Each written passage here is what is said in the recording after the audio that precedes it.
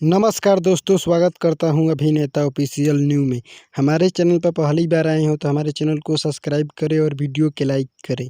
ये खबर है खेसारी लाल यादव जी के एक बवाल मूवी के बारे में, जिस मूवी का नाम है अपराधी। उसी मूवी के बारे में बहुत बड़ी जानकारियाँ देने वाला हूँ दोस्तों। वीडियो को लास्ट तक और पूरा देखें, तभी समझ में आएगी हमारी सारी बातें आप लोगों को।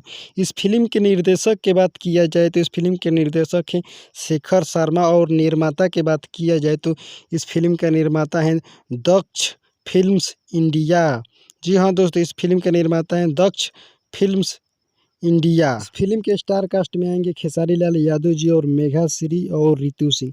और इस फिल्म के ट्रेलर के रिलीज़ की बात किया जाए तो इस फिल्म को ट्रेलर को रिलीज़ किया जाएगा, जब भी रिलीज़ किया जाएगा teams films Bhojpuri YouTube channel पर रिलीज़ किया जाएगा। अभी तक तो कन्फर्म रिलीज डेट नहीं आया है कि इस फिल्म का ट्रेलर को कब तक आप लोग के बीच में रिलीज़ किया जाएगा।